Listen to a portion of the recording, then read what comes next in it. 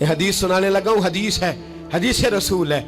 जवान खास करके जरा मेरी बात पे तवज्जो करें और बुजुर्ग खास कर तवज्जो करें जिन्होंने तरबियत करनी है। सुने, हुजूर की बारगाह में एक नौजवान आया है, ये संगमील है हदीस, इसको याद रखना। अर्ज की, हुजूर मैं सारे गुनाह छोड़ सकता हूं, जिना नहीं छोड़ता। हुजूर मुझे जिना की इजाजत होनी चाहिए। मेरे हबीब ने थपकी दी, बिठा लिया। मैं कहता हूं हुजूर ने गुनाहगारों को मुआशरे से काटा नहीं, उनकी तरबियत फरमाई है, उनकी तरबियत फरमाई है, उनको करीब फरमाया। मेरे हबीब करीम सल्लल्लाहु अलैहि वसल्लम ने फरमाया इधर आ, बैठ जा। बैठ गए। हुजूर ने फरमाया तू पसंद करता है तेरी मां के साथ कोई बदकारी करे? हुजूर नहीं। फरमाया तू पसंद करता है तेरी बेटी के साथ कोई बदकारी करे? या रसूलल्लाह मैं आंखें निकाल दूंगा।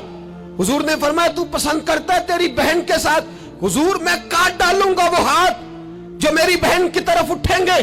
फरमाया तू पसंद करता है कि तेरी खाला फुफी ममानी की तरफ कोई ऐसी हरकत करे?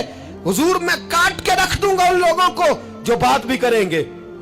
मेरे हबीब ने फरमाया अच्छा, जिसके साथ तू बदकारी की इजाजत मांग रहा है वो किसी की मां नहीं लगती, वो किसी की बहन नहीं लगती, और किसी की बेटी नहीं होगी?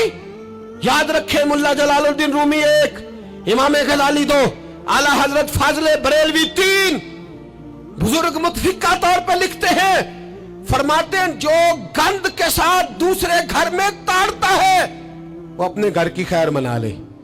जो गंदी नजर दूसरों पर रखता है वो अपने घर की खैर मना ले।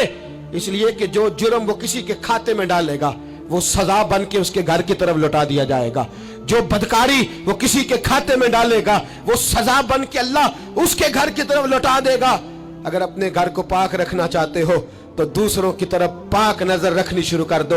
अगर चाहते हो कि तेरा घर अजीब मामला है ना, बेटे को तो पसंद की शादी की इजाजत है तो बेटी को इजाजत क्यों नहीं? अगर तेरा बेटा पसंद की शादी करेगा तो याद रखना, फिर जब किसी की बेटी ये लफ्ज बोलती है फिर इज्जतों के जनाजे निकलते हैं, फिर उरियानी फहाशी का जो है वो कलक लगता है माथे पर।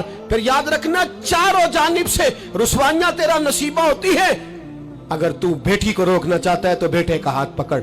अगर तू बेटी को साफ रखना चाहता है तो बेटे को शर्मो हया की चादर उड़ा। अगर तू बेटियों के किरदार की हिफाजत करना चाहता है तो पहले बेटे को पाबंद शरीयत बना।